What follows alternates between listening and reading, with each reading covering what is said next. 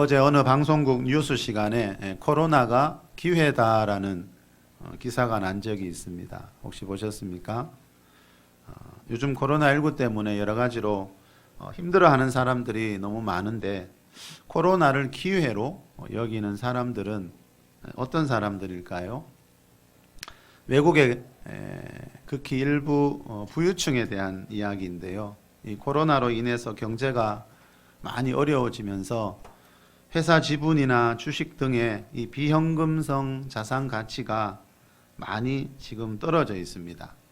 그래서 이럴 때 재산 분할을 하면은요, 배우자에게 주는 돈이 줄어들기 때문에 참 안타까운 일이지만 이 코로나를 이혼하는 기회로 삼는 사람들이 있다 그럽니다. 제가 이 기사를 보면서 이런 생각이 들었습니다. 그 회사의 지분을 가질 정도로 또 주식이 그렇게 많은 사람들인데 평범한 사람들은 상상하지도 못하는 많은 재산을 가지고 있는 사람들인데 왜 남들보다 더 행복하게 살지 못하고 헤어지려고 하는 것일까? 여러분, 이것을 보면은요, 사람은 돈이 많다고 해서 행복할 수 있는 존재가 아니라는 것을 분명히 알 수 있습니다. 사람에게는 돈 이상의 무언가가 필요하다는 거지요. 코로나19 이후에 전 세계적으로 거의 대부분의 나라에서 일어나고 있는 일 중에 하나가 있는데요. 지금 나라마다 이혼율이 너무 높아지고 있어요. 미국은요, 코로나 이전보다 34%나 더 증가했어요. 코로나로 인해서 집에서 가족들과 함께 있는 시간이 늘어나는 바람에요, 가족들 간의 갈등이 더 심해졌기 때문이라고 합니다. 이것도 참 이해하기 어려운 일 아닙니까? 여러분, 가족 간에 함께하는 시간이 더 많아졌으면 이전보다 더 감사하고 더 행복해야 할 것 같은데 왜 그렇지 못한 것일까요?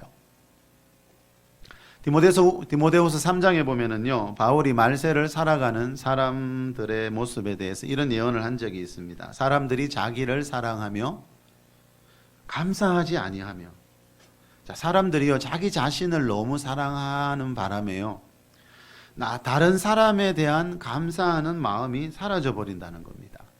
여러분, 나와 함께 가정을 이루고 있고 내 가족이 되어 준 것에 대해 감사하는 마음이 없기 때문에, 그죠? 함께 있는 시간이 길어질수록 갈등이 더 심해지고 있습니다. 빌립보서 1장 3절에 보면요, 바울이 빌립보 교회 성도들을 향해 이런 말을 합니다. 내가 너희를 생각할 때마다 10번이면 10번 다 이 뜻이지요. 너희 하나님께, 나의 하나님께 감사하며 그랬습니다. 바울은 빌립보 교회 성도들을 생각할 때마다 마음에서 감사하는 마음이 일어났대요. 여러분은 그 사람이 생각날 때마다 감사하는 마음이 드는 사람이 몇 명쯤 되는 것 같습니까? 여러분, 돈이 많은 사람보다, 그죠? 누군가를 생각할 때마다 감사하는 마음이 드는 사람이 많을수록 그 사람은 더 행복한 삶을 지금 살고 있는 겁니다.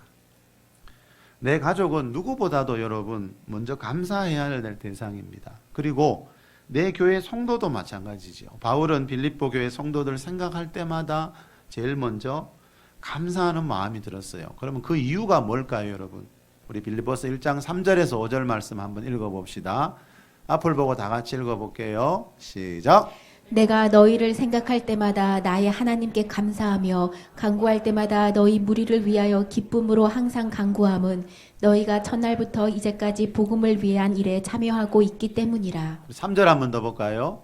내가 너희를 생각할 때마다 나의 하나님께 감사하며. 자, 바울은 정말 행복한 사람이었어요. 바울은 빌립보 교회 성도들을 생각할 때마다, 그 많은 성도들을 생각할 때마다요, 마음에서 감사가 일어났습니다. 여러분, 4절에 보니까 내가 간구할 때, 기도할 때마다 너희 무리를 위하여 기쁨으로 항상 간구하고 기도하고 있대요. 바울은 빌립보 교회 성도들 위해 기도할 때마다 감사와 함께 마음에서 기쁨이 올라왔어요. 왜냐하면요, 그 이유가 뭔가 하면요. 5절에 나오지요. 5절입니다. 시작.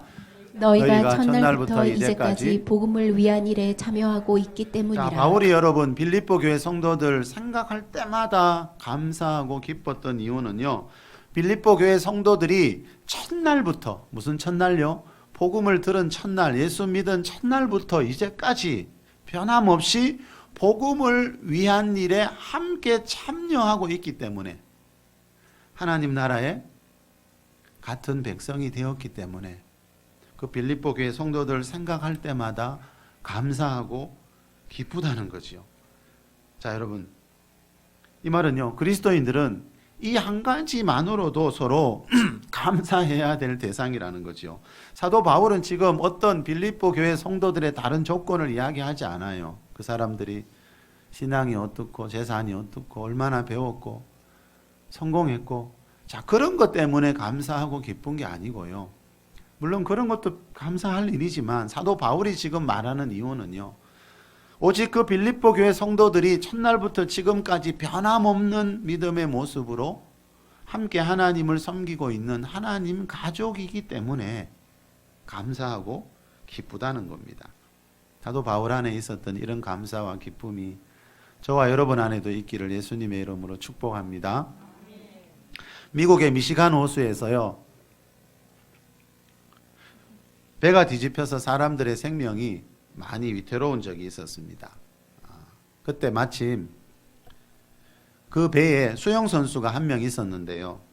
이 선수가 생명을 다해서요, 그 뒤집힌 배에서 23명의 사람들을 이 수영 선수가 구출해 내었습니다. 그래서 한때 미국의 영웅이 되었습니다. 수십 년 후에요, 토레이라는 목사님이 어느 교회에서 설교하는 중에 이분 이야기를 했거든요. 근데 마침 그 자리에 그 수영 선수가 앉아서 예배를 드리고 있었어요. 이제 수십 년이 흘러서 그 수영 선수가 할아버지가 된 모습으로 자기가 바로 그 수영 선수라고 말하자 이 목사님이 그 할아버지 선수에게 이렇게 물었습니다. 그때 그 사건 이후에 가장 기억에 남는 일이 무엇입니까? 자, 그때 그 목숨을 걸고 23명의 사람들을 건졌는데 그때 가장 기억에 남는 일이 뭔가 물어봤어요. 이 질문에 이분이 씁쓸하게 웃으면서 이런 말을 했습니다. 제가 구출했던 23명 가운데 아무도 저를 찾아와서 고맙다는 말을 한 사람이 없었습니다. 그 사실이 가장 기억에 남습니다. 이렇게 말하더래요. 여러분, 이 말이 뭐겠습니까? 우리는 지금 사도 바울의 예언이 이루어진 시대를 살아가고 있어요. 사람들이 자기를 사랑하며 감사하지 아니하며, 자기 생명을 구해준 사람에게조차 감사하고 싶지 않은 것이 사람의 본성이라는 겁니다. 자기 생명을 구해준 사람에게조차 감사하고 싶지 않을 정도로요, 사람의 마음에는 뭔가 다른 것이 가득 차 있다는 겁니다. 자, 그게 뭘까요? 사도 바울이 로마서 1장에서 가르쳐 줍니다. 우리 로마서 1장 28절에서 우리 31절 말씀 읽어보겠습니다. 시작. 또한 그들이 마음에 하나님 두리기를 싫어하매 하나님께서 그들을 그 상실한 마음대로 내버려 두사 합당하지 못한 일을 하게 하셨으니 곧 모든 불의, 추악, 탐욕, 악의가 가득한 자요, 시기, 살인, 분쟁, 사기, 앗독이 가득한 자요, 수군수군하는 자요, 비방하는 자요, 하나님께서 미워하시는 자요, 능욕하는 자요, 교만한 자요, 자랑하는 자요, 악을 도모하는 자요, 부모를 거역하는 자요, 우매한 자요, 배약하는 자요, 무정한 자요, 무자비한 자라. 자, 사람 마음에 이런 게 가득해 있습니다. 왜요? 28절 보실래요? 28절입니다. 시작. 또한 그들이 마음에 하나님 두기를 싫어하며, 마음에 하나님 두기를 싫어한 결과요, 사람의 마음 안에 뭔가 다른 것들이 가득 차게 되었다는 겁니다. 우리 지난 주일에 창조주 하나님에 대한 말씀을 제가 전한 적이 있습니다. 사람은 원숭이에서 진화되어서 지금의 이런 모습이 된 게 아니고요, 성경은 하나님이 태초에 세상을 창조하실 때 우리 사람을, 남자와 여자를 창조하셨다라고 말씀하고 있어요.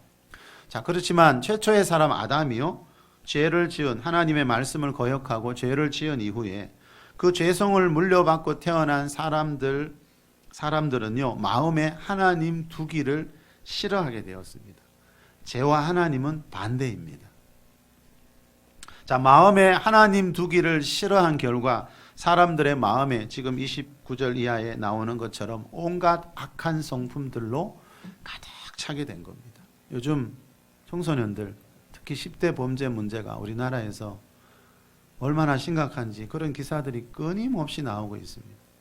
여러분, 이제 그 10대 이제 초중반의 아이들이요, 온갖 끔찍한 범죄를 다 저지릅니다. 근데 그 부모들이요, 그 아이들에게요, 그런 죄를 가르쳐 준 적 없습니다.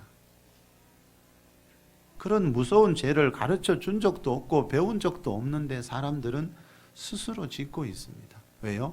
사람들 안에 그런 죄성이 가득 차 있는 겁니다. 하나님 두기를 싫어하기 때문에. 자, 이런 죄성들이 가득 차 있기 때문에요, 자기 가족을 향한 사랑조차 사라지고 있는 거고요, 감사해야 될 순간에도 감사가 나오지 않는 겁니다. 오죽하면 자기 생명을 구해준 사람 앞에 가서 감사하는 것까지 하기 싫은 겁니다. 그게 성경에서 말하는 사람의 본성입니다. 초록우산 어린이 재단이라는 곳에서요, 매년 감사 편지 쓰기를 하고 있더라고요. 그 감사 편지 쓰기 공모전을 하고 있는데 이 단체 회장님이 원래 시상식에서 이런 말을 했습니다. 좋은 인성은 감사하는 마음에서 자랍니다. 감사하는 마음에서 자란 인성이 사회적 갈등을 치유하는 데 큰 역할을 하게 될 겁니다. 자, 감사하는 사람이 있어야 이 사회에서 일어나는 갈등이 치유될 수가 있다는 거예요. 자, 감사하는 마음에서 자란 인성이 사회적 갈등을 치유한다는 말은요, 감사가 없는 곳에서는 그곳이 가정이든 교회이든 반드시 인간적인 갈등이 일어나게 된다는 거죠. 여러분, 누군가에게 크게 감사해 보신 적 있습니까? 그 사람에게 감사하는 마음이 생겨서 식사를 대접하고 선물을 해 보신 적 있어요? 자, 그 사람에게 여러분, 그러한 감사의 마음을 가지고 있는 동안에는요, 절대로 그 사람을 비난하지 않습니다. 가족 간에, 교회 성도 간에 왜 비난하고 다툴까요? 그 사람을 봐도 아무런 감사의 마음이 없거든요. 내 가족이라는 것에 대한, 나와 한 교회를, 이 나라에 그렇게 많은 교회가 있는데 우리가 한 교회에서 만난 것에 대한 아무런 감사가 없다 보면요, 그 사람에 대한 비난, 원망, 불평의 말들이 금방 나오게 됩니다. 왜요? 그게 인간의 본성이거든요. 내 가족도 욕하고 비난하잖아요. 자, 내 인성이 좋은 순간에는요, 아까 인성 이야기가 나왔죠. 감사하는 마음이 나와요. 근데 우리가 항상 그러한 상태를 유지할 수가 없다는 거죠. 자, 분명히 이분 말대로 좋은 인성은 감사하는 마음에서 시작이 됩니다. 그리고 인성만이 아니고요, 영성도 마찬가지입니다. 이 영성도 감사하는 마음이 있어야 잘할 수가 있습니다. 사도 바울이 데살로니가전서 5장 18절에서 범사에 감사하라, 이것이 그리스도 예수 안에서 너희를 향하신 하나님의 뜻이래요. 성공할 때만이 아니고요, 범사에 항상 감사하래요. 이 말은요, 실패했을 때도 감사하는 뜻이에요. 이 말은요, 아플 때도 감사하는 뜻이에요. 근데 이게 쉽지가 않잖아요. 돈 많이 벌었을 때 감사하는 거는 할 수 있는데, 내 몸이 건강하고 잘 될 때는, 일이 잘 될 때는 감사하는 게 쉬운데, 범사에라는 말은요, 항상 언제나 이 뜻이거든요. 공부 좀 못할 때도 감사하고요, 내 사업이 잘 안 될 때도 감사하고요. 자, 그게 뭐라고요? 그리스도 예수 안에 있는 사람들을 향한 하나님의 뜻이래요. 자, 이 말은요, 내가 다른 부분 좀 부족할지라도, 그죠? 내가 공부도 별로고 실력도 별로고, 그렇지만 하나님이 나에게 생명을 주시고 가정을 주시고 오늘도 건강을 주셔서 이렇게 하나님을 예배할 수 있는 자리에 나온 것에 대한 감사하는 마음이 있다면 나는 지금 하나님의 뜻 안에서 살고 있다는 거죠. 돈이 아무리 많으면 뭐합니까, 여러분? 그 돈 때문에, 그죠? 배우자에게 그 돈 적게 주고 싶어서 온갖 머리를 다 쓰고 있는 가정이라면 돈이 많다고 어떻게 행복할 수가 있겠습니까? 자, 여러분, 인성도 영성도요. 그죠? 하나님을 믿는 이 신앙의 세계에도 이 감사하는 마음이 없으면 이 잘할 수가 없다는 겁니다. 그래서 오늘 본문에 보면요, 하나님을 찾는 영성이 있기는 했지만요, 이 감사하는 마음이 없어서 하나님에게서 멀어지고 하나님의 복을 잃어버리고 또 천국을 잃어버리는 그 사람 이야기가 나옵니다. 우리 오늘 본문 11절에서 13절 한번 더 읽어볼게요. 예수께서 시작. 예수께서 예루살렘으로 가실 때에 사마리아와 갈릴리 사이에 지나가시다가 한 마을에 들어가시니 나병 환자 10명이 예수를 만나 멀리 서서 소리를 높여 이르되 예수 선생님이여 우리를 불쌍히 여기소서 하거늘. 자, 예수님 우리를 불쌍히 여겨달라는 말이 뭡니까? 여기 한번 보실래요, 여러분? 이 사람들은 나병 환자예요. 옛날에는 진짜 끔찍한 병이었죠. 네. 이 나병만큼 심각한 병이 이 당시에 거의 없었습니다. 네. 자, 여러분, 이 10명의 나병 환자들이 예수님을 보고 불쌍히 여겨달라는 말은 예수님께 자기 병 고쳐달라는 거지요. 다시 말하면 예수님이 평범한 사람이 아니고 하나님의 아들 메시아라는 것을 이스라엘 백성들이 수천 년 동안 기다려왔던 그 구약에 예언된 메시아라는 것을 믿었기 때문에 그 당시에 현대의학으로 그 당시에 의학으로 고칠 수 없는 그 자기들의 병을 지금 고쳐달라고 하고 있잖아요. 자, 이 사람들은 예수님이 하나님의 아들이라는 것을 알았다는 거지요. 그래서 결국 예수님께 찾아와서 그들의 믿음대로 병에서 치유를 받습니다. 이 나병이라는 불치병을. 여기까지는 너무 좋은데요. 치유받고 난 뒤에 문제가 해결된 뒤에 보니까요, 잘못된 길로 가는 사람들이 참 많이 있더라고요.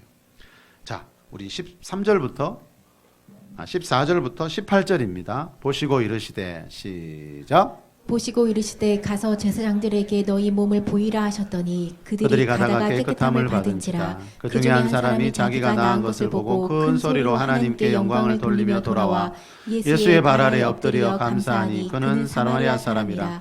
예수께서 대답하여 이르시되 10사람이 다 깨끗함을 받지 아니하였느냐? 그 9은 어디 있느냐? 이 이방인 외에는 하나님께 영광을 돌리러 돌아온 자가 없느냐 하시자. 이 이방인 외에는 나머지 9명 어디 있느냐? 왜 이 사마리아 이방인 외에는 치유받고 난 뒤에 하나님께 돌아와 영광을 돌리는 자가 없느냐? 자, 여러분, 이 말은 뭐예요? 나머지 그 9명도 그 불치병 고쳐줬으면 돌아와서 하나님 앞에 영광을 당연히 돌려야 한다는 거죠. 자, 치유받은 뒤에, 그죠? 하나님께 영광을 돌리는 방법은 16절에 나오듯이 이 사마리아처럼 사마리아 사람처럼 예수님 발 앞에 와서 뭐 하는 겁니까? 감사하는 겁니다. 그죠? 예? 그런데 이 9명은 감사하는 자리에는 있지 않았어요. 치유받는 자리에는 있었는데 치유받고 난 뒤에 하나님께 영광 돌리며 감사해야 하는 자리에는 이 9명이 없는 거예요. 그래서 예수님이 17절에서 나머지 9명 어디 있느냐? 너 말고 9명 어디 있느냐? 지금 이 자리에 있어야 된다는 거죠. 그 9명도, 그죠? 당연히, 그죠? 당연히 하나님께 감사해야 된다는 거죠. 그 불치병에서 나았는데. 자, 치유는 받고 싶은데 감사는 하기 싫고, 그죠? 은혜는 받고 싶은데 교회 봉사는 하기 싫고, 자, 이런 마음들이 사람들 안에 다 있다는 거죠. 자, 이 9명이요, 그 당시에는 기적 중에 기적이지요. 그 나병에서 나음을 입었다는 것. 이 사람들이 이날 고침받지 못했으면 평생 그 나병이라는 그 고통 속에서 살아야 됐잖아요. 그런데 그런 은혜를 입어도, 물속에 빠져가는 사람을 구해줘도 사람들은 감사하고 싶은 마음이 없어요. 자, 그 결과 이 9명이 어떻게 되나 보십시오, 여러분. 자, 그 당시에 놀라운 이런 하나님의 기적, 치유의 기적을 경험했지만요, 이 9명은 하나님이 주시는 더 이상의 구원을 받지 못했다라고 예수님이 말씀하고 있죠. 우리 18절, 19절 한번 읽어봅니다. 시작. 이 이방인 외에는 하나님께 영광을 돌리러 돌아온 자가 없느냐 하시고 그에게 이르시되 일어나 가라, 내 믿음이 너를 구원하였느니라 하시더라. 자, 이 사람은요, 이 한 사람, 사마리아 사람, 예수님께 돌아와 감사한 이 한 사람은요, 병에서도 치유받고 이 19절에서 말하는 이 구원이라는 것도 받았습니다. 다시 말하면 나머지 9명은 예수님이 19절에서 이 한 사람에게 말하는 이 구원은 받지 못했다는 뜻이지요. 자, 여러분 여기서 엄청나게 중요한 사실이 있습니다. 자, 우리가 하나님을 만나고 은혜 입고 기적을 경험했다 하더라도요, 이 구원을 받지 못하는 사람이 있습니다. 예. 자, 치유받은 뒤에 하나님 앞에 와서 감사하면서 감사할 때 하나님이 주시는 구원이 있다는 뜻이죠. 그런데 그 돌아오지 않은 나머지 9명은요, 이 구원까지는 받지 못했다. 예수님 지금 이 말씀하시는 겁니다. 오늘 본문에서. 자, 우리가 한때 아무리 하나님으로부터 큰 기적을 경험하고 큰 은혜와 축복을 받아도 이 구원을 받지 못하는 사람이 있다. 예수님이 지금 그 말씀하고 계세요. 너만 감사하며 영광 돌리러 돌아온 너만 이 구원을 받게 될 것이다. 지금 그 말씀하는 거예요. 얼마나 안타까운 일이에요, 여러분. 그 큰 기적을 경험했는데 그 나머지 9명은요, 이 구원을 받지 못했어요. 야고보서 5장 15절에 보면요, 믿음의 기도는 병든 자를 구원하리니 라는 말이 나와요. 자, 성경에 구원이라는 단어가 나올 때요, 그 뜻이 의미가 여러 가지가 있다 그랬죠. 믿음의 기도는 병든 자를 구원한다. 자, 우리가 하나님 앞에 믿음으로 하나님이 내 병을, 이 나병 환자 10명도 다 고쳐줬는데 예수님이 당시에 백성 중에 모든 병과 모든 약한 것을 다 고쳐줬는데 당연히 그러면 나도 고쳐주겠지, 이런 믿음으로 기도하는 사람들이 병에서 구원을 받는데요, 병에서 낫게 된다는 거예요. 자, 병에서 낫는 것도 성경은 구원이다 이렇게 표현해요. 근데 마태복음 1장 21절에 보면요, 죄에서의 구원이라는 말이 나와요. 예수라는 하나님의 아들 예수라는 이름을 믿을 때 제일 처음에 받는 구원은 죄에서의 구원이에요. 자, 이 예수님을 하나님의 아들로 믿고 하나님 앞에 와서 기도하는 자들에게 하나님이 주시는 질병에서의 구원, 가난에서의 구원, 재앙에서의 구원, 자, 이런 구원들이 있어요. 그리고요, 또 한 가지 남아있는 구원이 있어요. 자, 이 9명이요, 예수님 앞에 와서 그 당시에 불치병을 고쳐달라고 했다는 말은 좀 전에 말씀드린 대로 이 9명도 예수님을 하나님의 아들로 믿었다는 뜻이지요. 평범한 사람이 어떻게 의사도 못 고치는 병을 고쳐요? 그 9명도 예수님을 하나님의 아들로 믿는 믿음은 있었어요. 다시 말하면 죄에서, 세상에서 구원받은 사람들이었다는 거예요.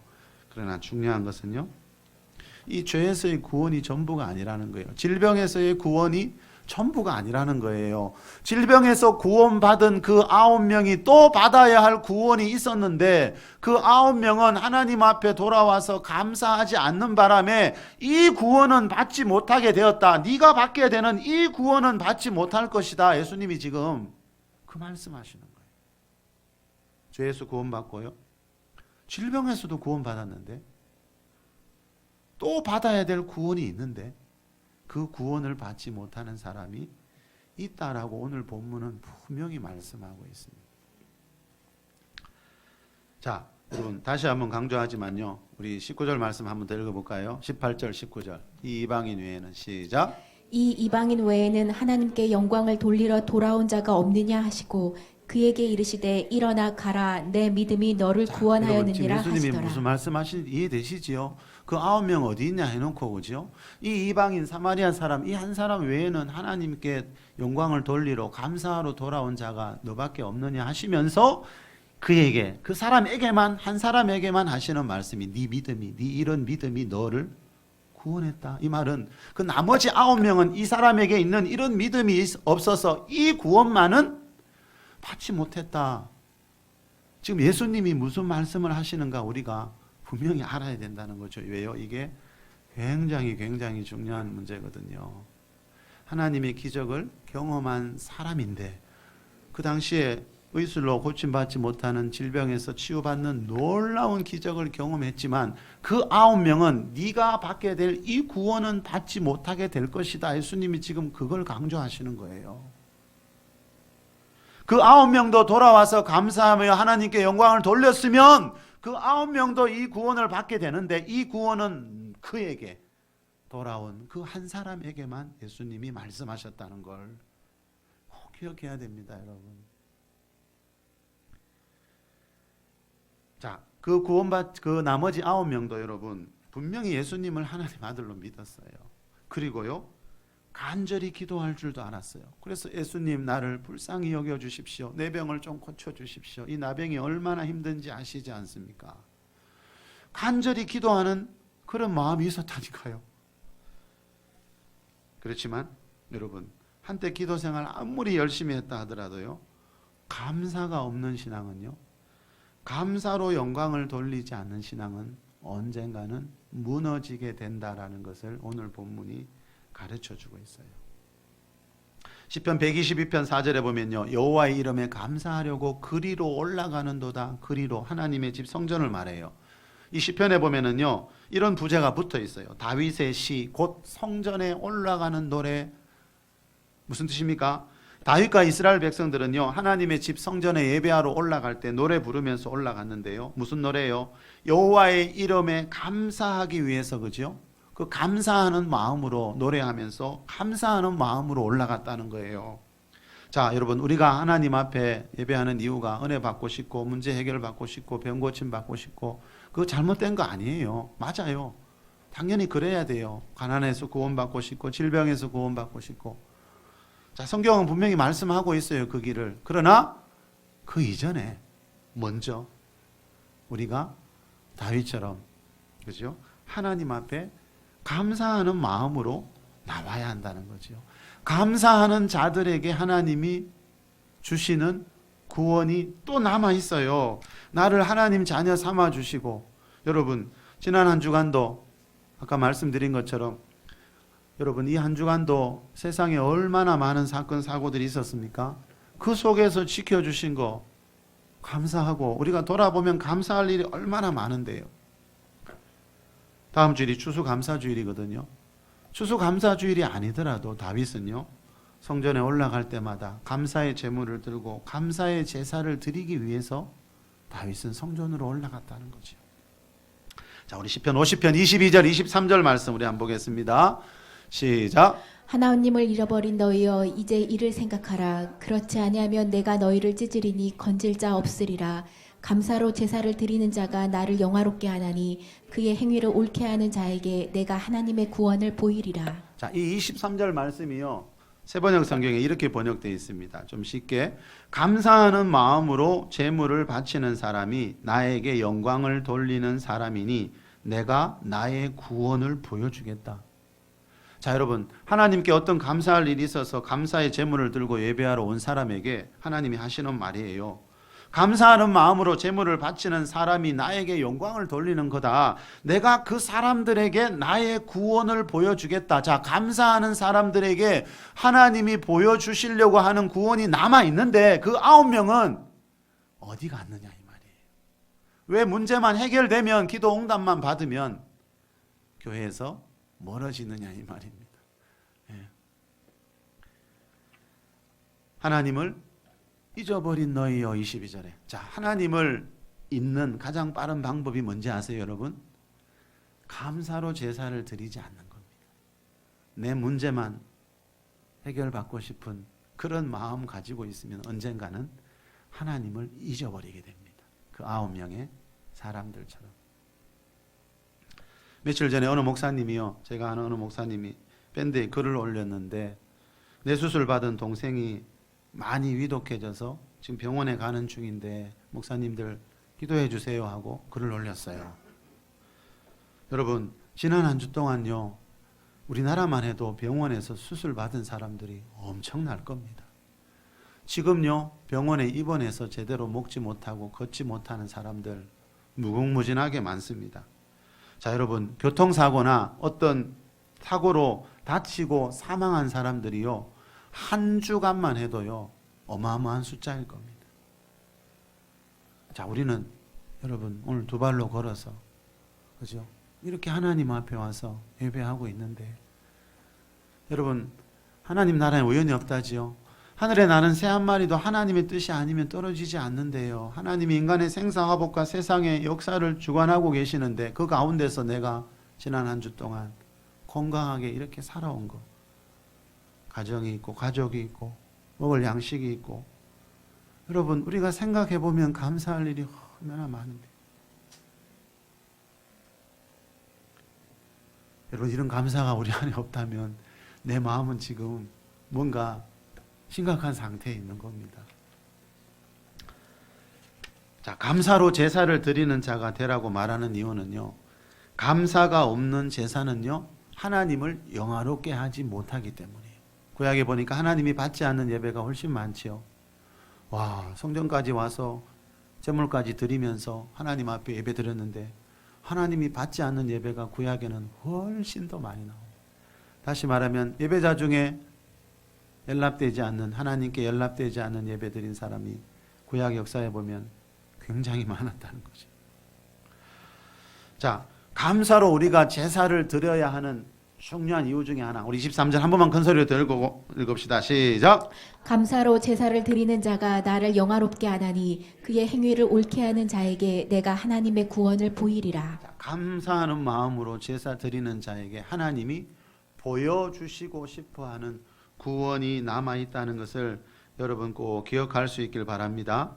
자, 우리가 주일 예배 때마다 드리는 예물 중에 하나가 자, 감사 예물입니다. 우리 교회가 드리는 예물이 몇 가지 있지요? 그 중에 하나가 감사 예물입니다. 그 감사 예물을 보면요, 그 교회의 신앙을 알 수 있고요, 그 사람의 삶을 알 수가 있습니다. 여러분이 올 한 해 주일마다 하나님께 예물을 드리는데 자, 하나님께 드린 감사 예물 중에서요 가장 기억에 남는 게 있습니까? 여러분은 어떤 감사로 하나님을 영화롭게 한 것 같아요? 자, 감사로 제사를 드리는 자 그랬지요. 자, 다음 주가 추수감사절입니다. 우리 교회 1년에 큰 절기가 4가지 있는데 그죠? 그 중에 하나가 이 추수감사절입니다. 말 그대로 한 해의 추수를 다 마치고 하나님의 은혜에 감사해서 드리는 절기인데 저는 이맘때쯤 되면 늘 한 해 동안 우리 성도분들이 올 한 해 하나님 앞에 어떤 감사의 예물을 드렸나 그 감사 헌금 봉투에 있는 제목들을 한 번씩 쭉 읽어봅니다. 자, 올해도 우리 교회에서 수많은 감사의 제목들이 하나님께 올라갔거든요. 제가 가장 기억에 남는 감사 예물이 있습니다. 지난 4월 달에 어떤 분이 감사 헌금 봉투에 이런 제목을 적어서 하나님께 감사 예물을 드렸어요. 한 영혼을 구원하기 위해 3일 금식하게 하심을 감사합니다. 여러분 누군가의 영혼을 구원하기 위해서 3일 금식해 보셨어요? 자, 그렇게 할 수 있는 것이 감사해서 이분이 예물을 드렸어요. 또 어떤 분은 이런 제목으로 감사 예물을 드린 적이 있습니다. 주님, 이 성도의 영혼을 올려드립니다. 어떤 성도분의 이름을 적었더라고요. 받으시고 이 영혼을 붙들어 주세요. 자, 여러분 나와 내 가정에서 한 주 동안 있었던 좋은 일 감사하면서 우리가 예물 드려도 그게 하나님을 영화롭게 하지만요, 이렇게 다른 사람의 영혼을 위해서 드리는 예물은요 분명히 하나님을 더더욱 영화롭게 하리라고 저는 믿고 있습니다. 다음 주 추수감사절인데요, 말 그대로 감사하는 날이에요. 그리고 추수감사절 하루만이라도 여러분 모든 성도들이 하나님 앞에 감사의 예물을 한번 드렸으면 하는 마음이 있습니다. 자, 다음 주일에 교회 오실 때 여러분 감사 헌금 봉투에다가 그죠? 올 한 해 여러분 삶에서 있었던 가장 감사했던 일 한 3가지 정도만 한번 적어서 드려보세요. 지나간 일이지만요 다시 감사해도 되고요, 전에 감사한 일이지만요 감사는 할 때마다 하나님께 영광이 돼요. 감사에는요 내 삶 가운데 일어나는 여러분 그 감사 예물 안에는요 내 삶 가운데 일어나는 모든 일이 하나님의 은혜요 섭리라는 신앙 고백이 담겨 있습니다. 우리 요즘 밤마다 21일 다니엘 기도회 하고 있지요. 이 다니엘 기도회에서 강조하는 말이 뭐지요? 하나님을 간증하는, 하나님을 자랑하는 간증의 주인공이 되라는 말을 엄청 하고 있지요. 자, 여러분 우리는요 날마다 간증의 주인공 될 수 있어요. 왜요?